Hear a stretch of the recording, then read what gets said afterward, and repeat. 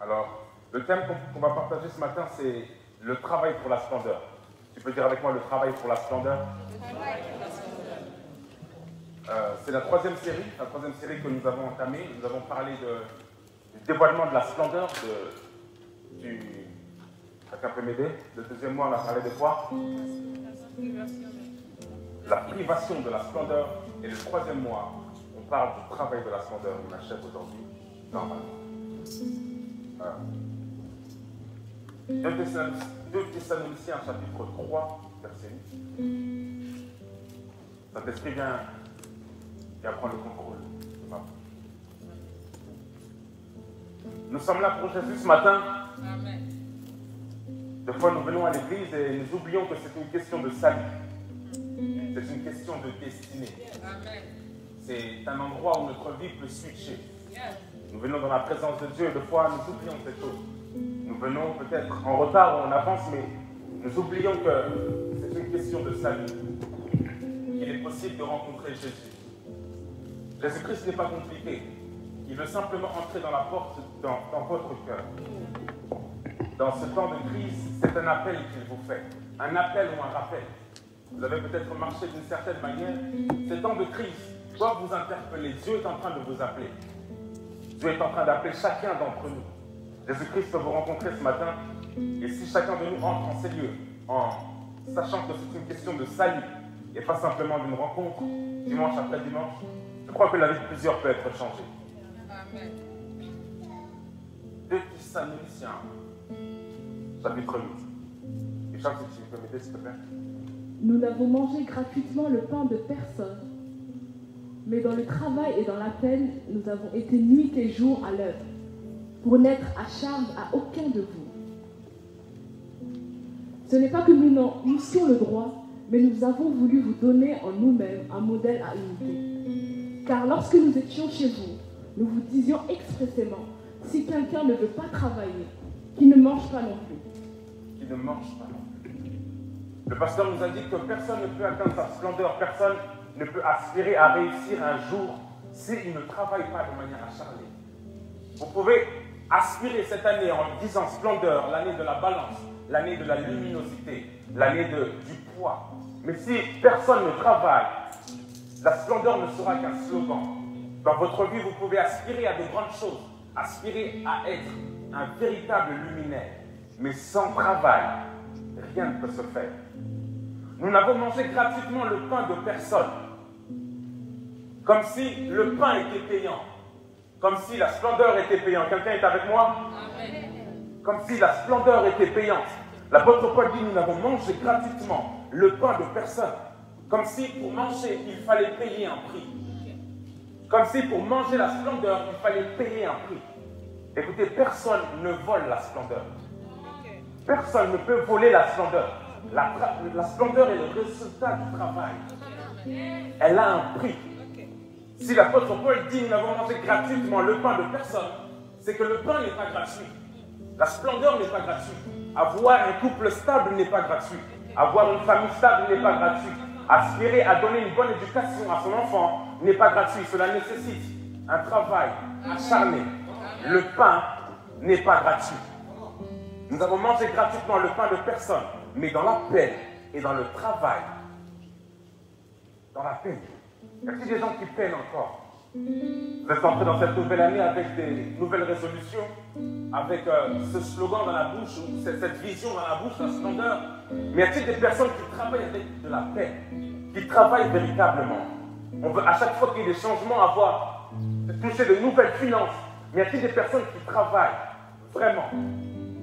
Du matin au soir, ils ont travaillé pour avoir le pain. La splendeur à laquelle vous parlez, la vie de couple à laquelle vous aspirez, la famille stable à laquelle vous aspirez, les voyages auxquels vous aspirez dépendent de votre manière à travailler. Amen. Dans la paix, nous avons été nuit et jour pour ne pas être une charge pour quelqu'un. Celui qui travaille n'est pas une charge pour quelqu'un. Celui qui paye le prix de payer son loyer n'est pas une charge pour lui. J'aimerais le dire. Nous avons mangé gratuitement le pain des personnes. Comment? Car lorsque nous étions chez vous, nous disions expressément, si quelqu'un ne veut pas travailler, qu'il ne mange pas non plus. Votre estomac dépend de vos mains. Ok. Amen. Celui qui veut manger doit travailler avec ses mains. Celui qui ne veut pas travailler, qui ne mange pas non plus. Si vous voulez être nourri, vous devez travailler. Si vous voulez aspirer à la splendeur, vous devez travailler. Ce qui se situera au niveau de votre estomac dépendra de votre manière à travailler. Dis avec moi, je veux travailler. Je veux travailler. Oh, dis avec moi, je dois travailler. Je dois travailler. Que cela soit ton partage au nom de Jésus. Amen. Genèse 26, c'est le texte que papa m'a donné. Genèse chapitre 26. On parle d'Isaac. Waouh! Je crois que Dieu va nous faire du bien ce matin lorsque je méditais. Je sais que Dieu va nous faire du bien. Amen. Dieu n'est pas un menteur. Ok. Bishop, si tu peux m'aider s'il te plaît. Genèse 1, on va sauter quelques lectures. Je vais te dire qu'on va sauter. Comment? Il y eut une famine dans le pays, outre la première famine qui eut lieu du temps d'Abraham. Et Isaac alla vers Abimelech, roi des Philistins, à Guérar. L'Éternel lui apparut et dit, ne descends pas en Égypte, demeure dans le pays que je te dirai. Séjourne dans ce pays-ci, je serai avec toi et je te bénirai, car je donnerai toutes ces contrées à toi et à ta postérité, et je tiendrai le serment que j'ai fait à Abraham ton père. Je multiplierai ta postérité comme les étoiles du ciel. Je donnerai à ta postérité toutes ces contrées, et toutes les nations de la terre seront bénies en ta postérité. Parce qu'Abraham a obéi à ma voix, et qu'il a observé mes ordres, mes commandements, mes statuts et mes lois.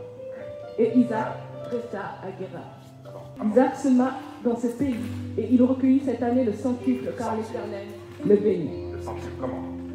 Cet homme devint riche, et il alla s'enrichissant de plus en plus, Oh Seigneur. jusqu'à ce qu'il devint fort riche. Fort. Il avait des troupeaux de menus de bétail et des troupeaux de gros bétail, et un gros nombre de serviteurs. Aussi les Philistins lui portèrent envie. Oh my God. Tous les puits qu'avaient creusés les serviteurs de son père, du temps d'Abraham, son père, les Philistins, les comblèrent et les remplirent de poussière.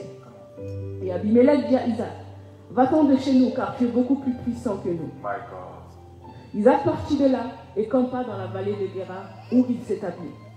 Isaac creusa de nouveau les puits d'eau qu'on avait creusés du temps d'Abraham, son père, et qu'avaient comblés les Philistins après la mort d'Abraham.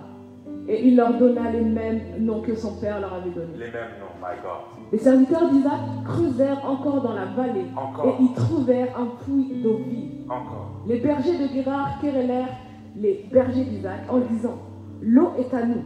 Et il donna au puits le nom d'Essek, parce qu'il s'était disputé avec lui. Comment? Ses serviteurs creusèrent un autre puits, Un autre. au sujet duquel on chercha aussi une querelle. Oh. Il l'appela Sitna. Il se transporta de là et creusa un autre puits, Un autre. My pour God. lequel on ne chercha pas querelle. Oh. Et il l'appela Rehoboth, car il dit, l'Éternel nous a maintenant mis au large, et nous prospérerons dans le pays. Parole du Seigneur. Parole du Seigneur. Est-ce qu'on peut acclamer la parole de Dieu? Parole du Seigneur. Alors, il y a une famine dans le pays, outre la famine qui eut lieu. Non, c'est Genèse 26, s'il te plaît. Il y avait la famine d'Isaac et la famine d'Abraham. Je me suis posé la question, pourquoi Dieu a permis une famine chez Abraham et celle aussi pour Isaac? Comme si c'était un événement périodique. Vous savez, quand il y a des événements périodiques dans notre famille, nous avons l'impression que cela vient de l'ennemi. Mais deux fois, Dieu utilise la crise pour révéler le potentiel qu'il y a en nous. Il y a une famille dans le pays du temps d'Abraham et aussi au temps d'Isaac. Chaque crise révèle qui vous êtes. Écoutez, je me suis dit que David serait inutile au temps de Pharaon. David aurait été inutile au temps de Pharaon parce que même s'il avait la lance, il ne pouvait pas séparer les eaux. Parce que ce n'était pas sa crise. Parce que chaque crise a son héros. Chaque crise a le potentiel de faire sortir ce qu'il y a en vous. Il y avait une crise pour Abraham et une crise pour Isaac. Chaque crise révèle qui vous êtes. La crise de ce 21e siècle est une opportunité pour vous de savoir qui vous êtes réellement. Il y avait une crise au niveau d'Isaac et une crise au niveau d'Abraham. Mais chaque crise révèle qui ils étaient. Qui ils étaient. La crise est un élément que Dieu utilise pour pouvoir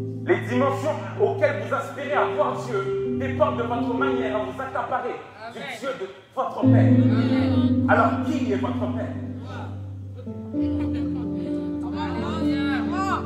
Isaac n'aurait jamais pu être protégé, il n'aurait jamais pu être protégé si il ne s'était pas accaparé du Dieu de son Père. Qui est le Dieu de votre Père? Écoutez, j'aime le verset, le chapitre 25, parce que la Bible déclare que Rebecca, sa femme, la femme d'Isaac, était stérile. Mais Abraham aussi, sa femme était stérile. Abraham a dû attendre 25 ans pour que sa femme soit stérile, pour que sa femme ait Isaac. Mais la Bible déclare que lorsque Isaac a prié, il y a eu 2 nations dans le ventre de Rebecca. Autrement dit, le temps d'attente d'Abraham n'était pas le temps d'attente d'Isaac. La difficulté d'Isaac n'est plus la difficulté d'Isaac. Les sacrifices que vous faites en tant que parents sont pour faciliter le futur de votre enfant. Vous avez l'impression de vivre une vie et c'est tellement difficile. Vous avez un âge avancé, vous travaillez encore. Vous allez au travail, vous avez mal au dos, vous avez l'impression que ça ne satisfait pas, que vous ne donnez pas assez à vos enfants, que l'argent de poche, vous ne donnez pas assez. Vous avez l'impression que dans 5 ans d'attente, c'est tellement dur. La difficulté que vous vivez en tant que parent, c'est pour nous faciliter dans notre futur. Abraham a attendu 25 ans. Lorsque Isaac a prié, l'enfant est venu directement. Ce que vous vivez, vous avez l'impression de ne pas donner plus à vos enfants. Ne vous inquiétez pas, c'est parce que demain, l'avenir de vos enfants est grand. C'est parce que vos sacrifices vont faire de cet homme quelqu'un. Quelqu'un. My God. Verset 12. Isaac resta à Guérar. Verset 12.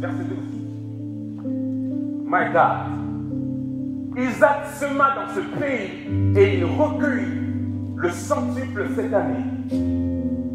Isaac sema dans ce pays. La définition d'une famine, c'est ça. Un manque d'aliments par lequel une population souffre de la faim. Isaac a semé pendant la crise. Y a-t-il des personnes qui sèment pendant la crise? Pendant la famine? Qui peut être assez fou pour semer pendant la crise? Oh my God. Les raisons de la famine sont les suivantes. La famine commence parce qu'il y a une extrême pauvreté, parce qu'il y a un manque d'investissement dans l'agriculture, parce qu'il y a une mauvaise répartition des ressources et parce qu'il y a beaucoup de gaspillage. Mais pendant ce temps de crise, cet homme a eu une mentalité. Parce que la richesse n'est pas un bien, c'est une mentalité. Pendant ce temps de crise, tout le monde avait une richesse, une mentalité de pauvre. Mais Isaac a décidé d'opter pour une mentalité de riche. La richesse n'est pas votre bien. La richesse n'est pas rouler en Ferrari. La richesse, c'est une mentalité. Pendant ce temps de crise, quelqu'un a pensé comme étant riche. J'aspire à ce que cette église soit remplie de personnes qui pensent comme des riches. Vous savez, si nous pensions tous comme des riches, je pense que ce loyer, nous n'en parlerons même pas. Oh my God. Je pense que s'il y avait beaucoup d'Isaac qui avaient la semence de ce qui semait pendant le temps de crise, il serait possible de prendre le centuple en une année. Le problème, c'est que la mentalité de pauvre nous dit que j'ai une semence, je vais la manger. Or que le riche, il dit j'ai la semence, je vais la planter.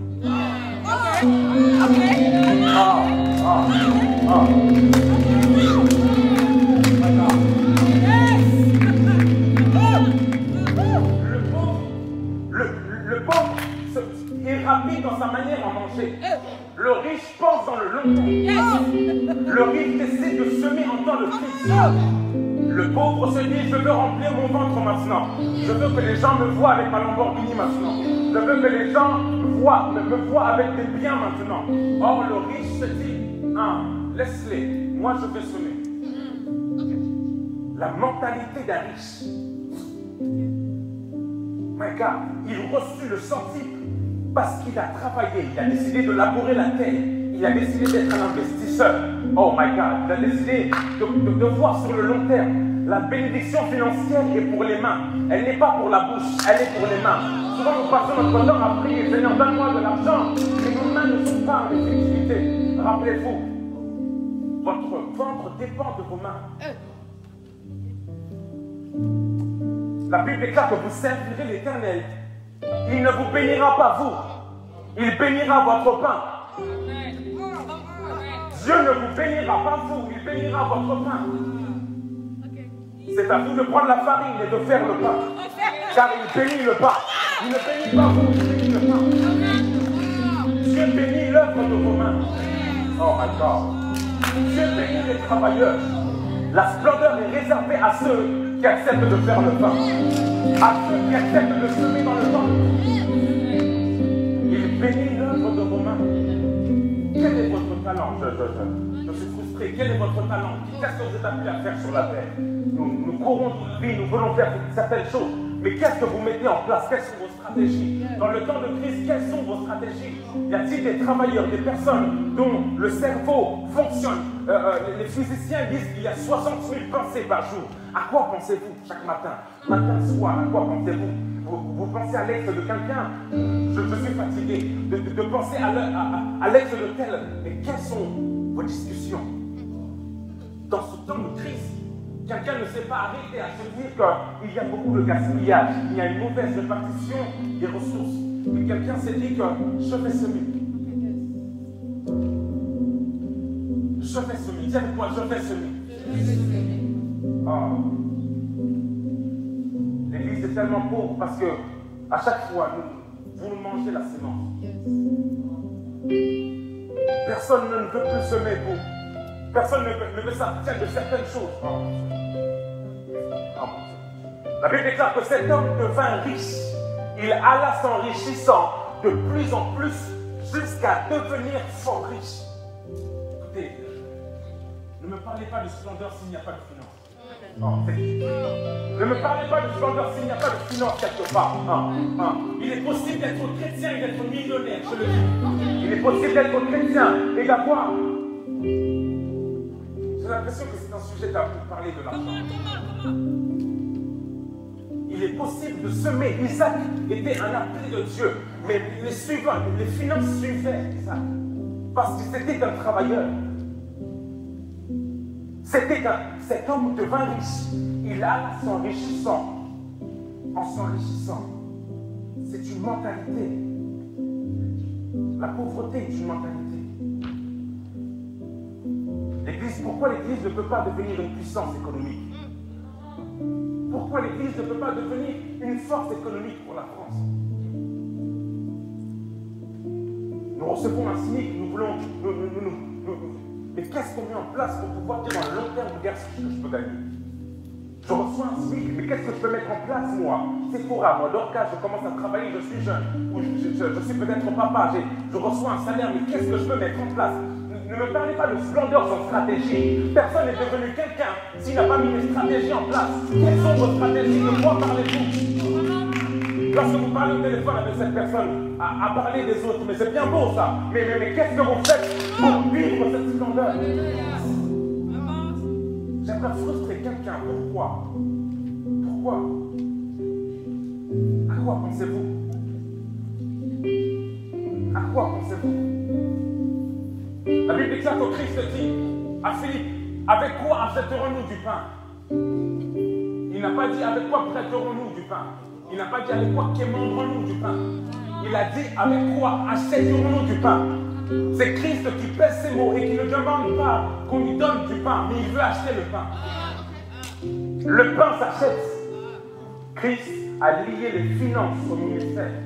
Pour que le miracle soit fait, il fallait que Philippe sorte de son salaire.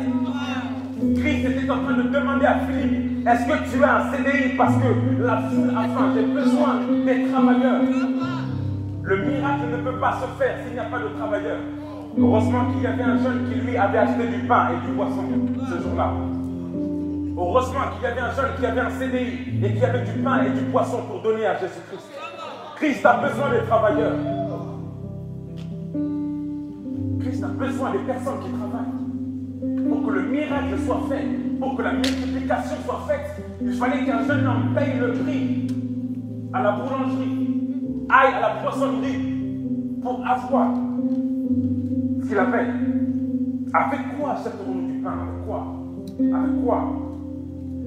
Maintenant, le plus grand problème pour nous, c'est le processus. Dis avec moi processus. Oh, dis bien avec moi processus. Oh, on parle du travail, j'aimerais vraiment que tu puisses me suivre. Ça peut déclencher quelque chose en toi. Oh my God. Il alla s'enrichissant de plus en plus. Cet homme, remarquez bien, cet homme était concentré. Parce que la Bible déclare qu'il alla s'enrichissant de plus en plus.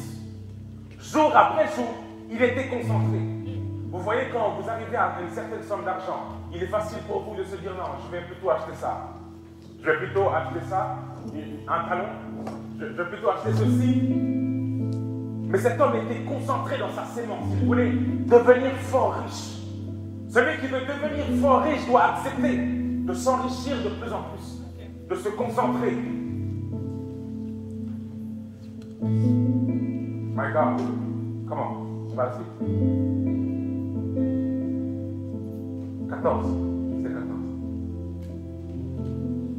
Il avait des troupeaux de menu bétail, des troupeaux de gros bétail, un grand nombre de serviteurs. Aussi, les Philistins lui portèrent envie. Aussi, les Philistins lui portèrent envie. Lorsque vous travaillez, votre travail attire l'envie. Celui qui travaille attire l'envie. Cet homme était calme. À partir du moment où il a commencé à travailler, certaines personnes ont commencé à le regarder. Mais pourquoi il a ça? Pourquoi il a ça? Les véritables travailleurs, on les reconnaît. Oh my God. Les véritables travailleurs, on dit pourquoi il arrive à faire certaines choses. Pourquoi? Écoutez. Dieu nous interdit d'être envieux car il sait que cela peut créer une destruction en nous. N'envie pas l'autre parce qu'il travaille. Travaille aussi et tu auras ton pain. Celui qui ne veut pas travailler, qui ne mange pas non plus. Le problème, c'est que le fait que tu ne manges pas, ça te rend nerveux. J'ai trouvé certaines personnes, de fois je me disais comment ça se fait que je devienne un peu nerveux. Après, quand je mange, je me rends compte en fait c'était la faim. Le problème, c'est que vous êtes nerveux lorsque les autres ont leur pain parce que vous ne mangez pas, parce que vous ne travaillez pas. Oh, je veux susciter les travailleurs. Dis avec moi, je suis un travailleur. Dis avec moi, je suis un travailleur. Vous savez, lorsque vous ne mangez pas, ça crée aussi des problèmes au niveau de... Vous êtes énervé à chaque fois pour rien. Vous avez déjà vu quelqu'un qui n'a pas mangé? Il s'énerve pour rien. Ce n'est pas parce qu'il a un problème, c'est parce qu'il a faim. Beaucoup de personnes vous regardent étant envieux, ce n'est pas eux le problème, c'est qu'ils ont faim. Et ils sont nerveux, c'est leur ventre. Oh my God. My God. Merci Saint-Esprit, merci Saint-Esprit.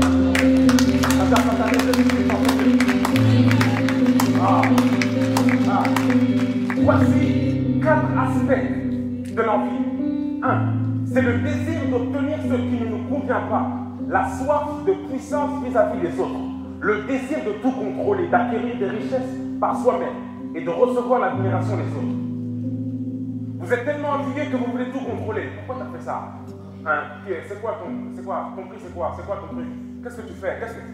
L'envie, premier aspect, vous voulez avoir la soif de puissance vis-à-vis des autres. Vous voulez tout contrôler, acquérir des richesses par vous-même, tout faire pour que l'autre vous remarque aussi. Tout faire pour que l'autre arrive à voir un. Les travailleurs ne forcent pas. Les travailleurs, ils travaillent, ils se concentrent dans leur travail et à la fin, ils ont un résultat. Celui qui travaille est concentré. La seule raison pour laquelle vous avez du temps à critiquer les autres, c'est parce que vous ne travaillez pas. Oh my God. Le deuxième aspect, c'est aussi le désir d'obtenir des choses équitables, mais pour de mauvaises raisons. On complimente l'autre, on lui dit, oh, toi ça va bien. Et toi aussi tu dis, moi aussi. Ah mais moi aussi. Les Philistins disent, moi aussi. Ils ont commencé à devenir de plus en plus riches. Les Philistins se disent, oh, moi aussi. Nous aussi, on est là. C'est le désir d'obtenir de bonnes choses au mauvais temps. Vous voulez tout faire pour obtenir ces choses, mais ce n'est pas le moment. Parce que, en réalité, vous n'avez pas faim. Mais comme le frigo est ouvert, vous prenez. Ça s'appelle du grignotage. Et celui qui grignote devient obèse. Oh my God.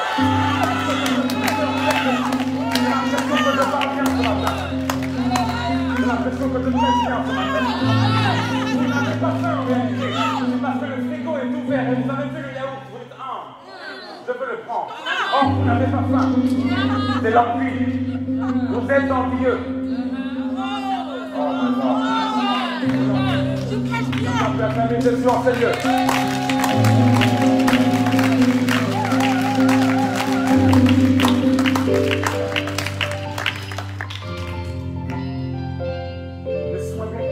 Quatrième point, c'est aussi le désir d'obtenir davantage de ce que nous devrions recevoir. Tu sais que tu ne peux pas t'offrir ce sac à main, mais parce que l'autre a, tu vas tout faire pour l'avoir. Tu vas faire des crédits pour montrer que toi aussi tu as. Ça s'appelle l'envie. Tu vas tout faire pour mettre du sable dans le puits des autres. Tu es un Philistin. Tu vas tout faire pour avoir ce sac et tu vas payer même en 4 fois quitte à ce que les enfants ne mangent peut-être pas, mais que toi tu en es. My God. Tous les puits avaient été creusés. Les Philistins ont creusé tous les puits parce qu'ils étaient envieux. Au lieu de vous concentrer à semer comme Isaac, vous prenez la terre et vous mettez dans ces puits. Où sont les travailleurs? Où sont les personnes qui sont concentrées dans ce qu'elles sont appelées à faire? Tous les puits qu'avaient creusés les serviteurs de son père du temps d'Abraham, il les comblait et les remplirent de poussière. Ok. Il les comblait et remplirent de poussière. Et Abimelech dit à Isaac, va-t'en de chez nous car tu es plus puissant que nous. La Bible déclare que Isaac partit de là. Les travailleurs n'ont pas de problème. Vous pouvez m'enlever le problème de Abimelech. Il pensait qu'en enlevant Isaac de Guérard, il venait de créer sa crise. Or, les travailleurs n'ont pas de zone de confort. Y a-t-il quelqu'un qui sait travailler sans sa zone de confort? La Bible déclare que Isaac partit et alla se mettre dans la vallée de Guérard. Y a-t-il des personnes qui savent chanter hors de leur confort? Des personnes qui savent chanter en anglais? Des personnes qui savent chanter sur une autre langue? Des personnes qui sortent de leur zone de confort, mais malgré ça, ils creusent de nouveau les puits. Des fois, Dieu permet que Abimelech vous chasse pour voir ce que vous valez. Abimelech a chassé Isaac pour voir si Isaac avait quelque chose. Souvent, ne prenez pas le rejet des autres comme étant quelque chose qui doit vous accabler. C'est un moment pour vous dire qu'est-ce que je vaux véritablement. Abimelech a chassé Isaac. Il y avait deux options, Isaac. Soit il se rabattait sur le fait qu'il a perdu ses terres, soit il se dit je suis un travailleur et partout où je suis, je porterai du fruit. Même à la vallée de Guérard, il y a des personnes qui travaillent encore. Même lorsque vous êtes inconfortablement financièrement, est-ce que vous travaillez encore? Quelles sont vos idées? Macron se pose des questions par rapport à l'économie. Mais quelles sont vos idées à vous? Y a-t-il des chrétiens qui parlent en langue pour réfléchir? La prière actionne le cerveau. Oh my God. La prière actionne le cerveau. Celui qui prie normalement doit entrer et se dire maintenant je veux. La Bible déclare que comme il y pensait, voici un ange. C'est parce qu'il pensait que l'ange est venu. L'ange ne peut pas venir si personne ne pense. L'ange n'est pas venu parce qu'il priait. L'ange n'est pas venu parce qu'il jeûnait. L'ange est venu parce qu'il pensait.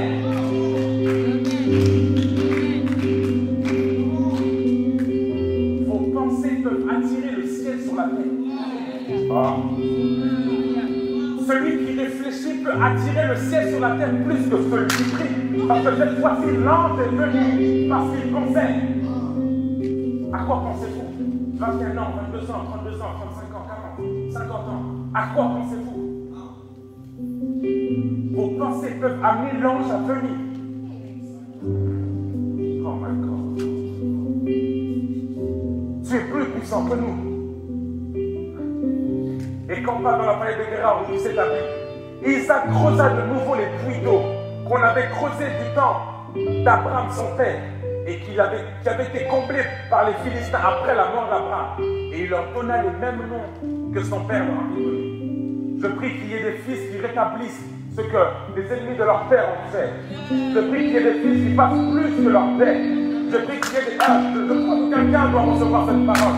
Je prie qu'il y ait des fils qui fassent plus que ce que leur père ont fait. Les puits d'Abraham ont été comblés. Mais Isaac est venu enlever la terre qu'il y avait dans les puits et se dire qu'il est possible encore que l'eau jaillisse. En réalité, en chacun de nous, il y a de l'eau. Mais personne ne veut creuser. En chacun de nous, il y a quelque chose, il y a un potentiel, mais qui dort. L'eau est à l'intérieur, mais il dort. Et personne ne veut creuser à nouveau. Où sont les travailleurs? Nous parlons de la splendeur. La splendeur est en vous. Mais vous ne voulez pas creuser. Creuser. Comment? Dis avec moi, je veux creuser. Vous devez creuser. Les serviteurs creusèrent encore dans la vallée. Vous voyez que c'est une mentalité. Ils étaient à un endroit, vallée de Guérard, ils creusent. Ils vont encore à côté, ils creusent. À chaque fois, c'est quelque chose qu'ils ont dans la tête, c'est un automatisme. Qui se dit là où je suis, je dois creuser. Dans mon domaine, je dois creuser. Je sais faire quoi? Je sais cuisiner, je dois creuser. Je sais habiller les gens, je dois creuser. Je sais faire des films, je dois creuser. Je sais faire certaines choses, je dois creuser. Je sais faire des podcasts, je dois creuser. Je sais faire ceci, je dois creuser. L'eau est bouchée. Vous devez enlever la terre. Vous devez creuser. Des fois, ce n'est pas une question de malédiction familiale, c'est la paresse. Le travail a la capacité d'annuler des malédictions familiales. Le travail a la capacité d'annuler des malédictions familiales. La prière ferme la porte aux malédictions familiales, mais le travail met le verrou. La prière ferme la porte aux malédictions familiales, mais le travail vient mettre un cadenas à cette porte. Le problème, c'est que nous prions, la porte reste fermée et elle n'est pas verrouillée. Nous prions, Seigneur, je ne veux pas cette malédiction familiale. Seigneur. Le travail vient mettre un verrou à cette malédiction familiale. Vous vivez les mêmes choses parce que vous êtes paresseux. La paresse permet au diable de vous ouvrir la porte. Vous avez beau prier, mettez le verrou. Dis avec moi, je veux mettre le verrou. Dis avec moi, je veux mettre le verrou. Tu veux bien que Satan t'entende, je veux mettre le verrou. Tu veux bien, je veux mettre le verrou. Si tu le dis bien, je vois le ciel, je veux mettre le verrou. Répétez encore, je veux mettre le verrou.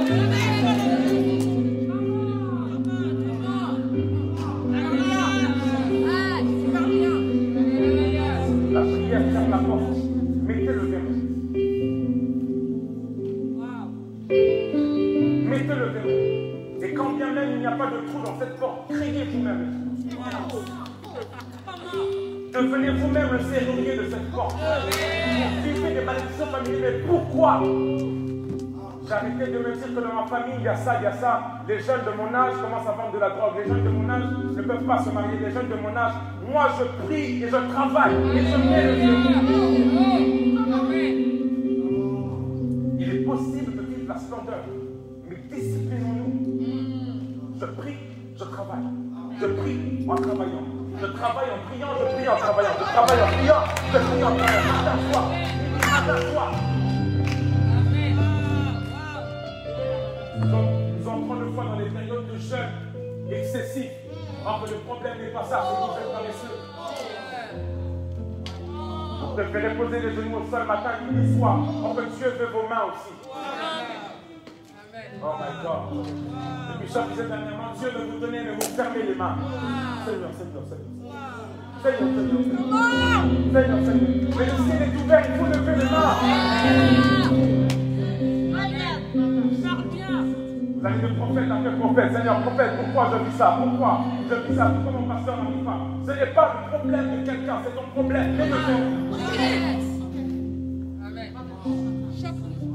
Vous voyez les mêmes choses se répéter dans la vie de vos enfants et ça ne vous dit rien, c'est pas grave, c'est normal, il a vécu, je prie Seigneur, garde-le. Dites-lui d'aller travailler.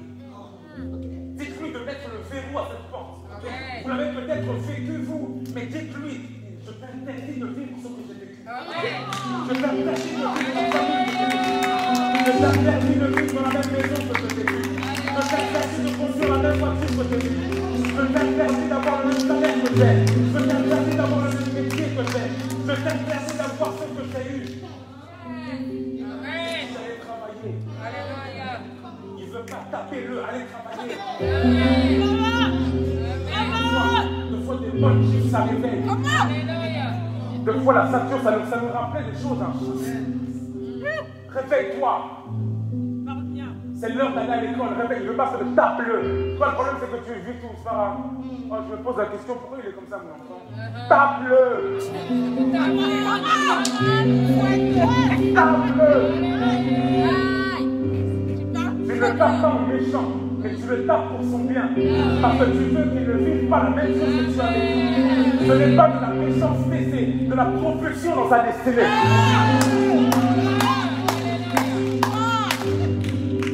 Oh my God, oh my God, oh my God. Ce n'est pas de la méchanceté, réveille-le. La porte est fermée, mais tu dois mettre le verrou. Tu dois mettre le verrou. J'aimerais que tu puisses rentrer chez toi et te dire, je veux mettre le verrou.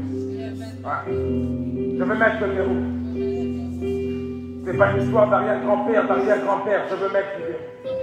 Arrêtez de me parler de malédiction familiale. Arrêtez de me donner mon numéro de téléphone. Arrêtez de me dire que j'ai un esprit de mort. Arrêtez de me dire ceci.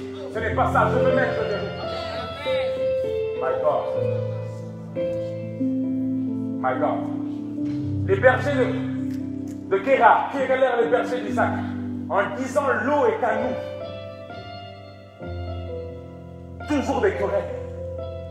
Il donna au puits le nom d'Estec parce qu'il s'était disputé avec lui. C'est ça. Ses serviteurs creusèrent un autre trou. Les travailleurs n'ont pas le temps pour les querelles. Ils l'ont querellé, ok, d'accord, prends le puits, moi je vais ailleurs. Le problème c'est que lorsque nous avons une querelle, nous aussi nous voulons répondre, tu veux quoi, c'est mon puits. Ah non, c'est mon puits, non, c'est mon... La Bible déclare que les serviteurs disent, ok, non, c'est pas mon problème. Moi je vais prendre un autre. Les travailleurs ne cherchent pas de problème. Nous avons beaucoup de problèmes à l'église parce qu'il y a peu de travailleurs et beaucoup de querelleurs. Beaucoup veulent se quereller. Oh, pourquoi tu as dit comme ça? Pourquoi tu as parlé comme ça? Oh, mais c'est parce que tu ne travailles pas. Celui qui travaille est occupé. Je n'ai pas le temps, je travaille. Je n'ai pas le temps, je travaille. Isaac et ses serviteurs n'avaient pas le temps. J'ai pris que Cécé et ses serviteurs n'aient pas le temps. Oh my God. Je prie que le pasteur Cécé et ses serviteurs n'aient pas le temps. Je prie que nous n'ayons pas le temps pour les choses. Nous devons viser plus haut. Mais ils n'avaient pas le temps. Où sont les serviteurs qui creusent encore un autre puits? Où sont les serviteurs qui ne s'arrêtent pas aux querelles du passé, mais qui creusent un autre puits? Où sont les personnes qui arrêtent de penser aux personnes qui ont critiqué leur mari, mais qui creusent un autre puits? Il y a beaucoup plus important que ça, voyons. Il y a beaucoup plus de choses à accomplir sur la terre. Il y a des exploits à faire sur la terre. Nous restons sur les choses futiles. Il creusait un autre puits. Arrêtez de vous quereller le matin, midi, soir, pour vous appeler. 1h30, regarde, toi. Les serviteurs creusaient. L'abondance est possible pour les personnes occupées. Lorsque vous êtes occupé, vous pouvez être abondant. Après vous avoir querellé avec votre mari, avec votre femme, avec votre frère, avec votre soeur, faites un autre puits. Comme si le puits venait annuler la querelle. Ils se sont querellés, mais comme si le puits venait créer une nouvelle opportunité de s'agrandir. Depuis que vous étiez en froid avec votre mari, depuis que vous étiez en froid avec votre soeur, avec votre frère, personne ne veut créer un autre puits. Vous l'avez envié comme les Philistins, et personne ne veut revenir et dire je veux créer un autre puits. mariages sont détruits, les divorces sont en train de se faire, parce que personne ne veut créer un autre prix. C'est Dieu qui parle. Personne ne veut créer un autre prix. Ces serviteurs creusaient un autre puits au sujet duquel on chercha aussi une querelle et l'appela Sitna. Il se transporta de là et creusa un autre puits, oh my God, pour lequel on ne chercha pas de querelle. Et il l'appela Rehoboth, car il dit l'Éternel nous a maintenant mis au large et nous prospérons dans le pays. Celui qui progresse, trouvera son Rehoboth. Nous voulons la splendeur. Elle se fera pluie après pluie. Puis on te querelle, tu assumes et tu avances. Puis on te fait mal, tu avances. Puis on te fait mal et tu avances.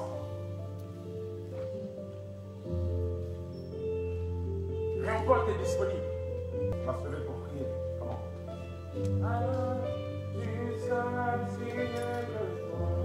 Que le Seigneur bénisse sa parole.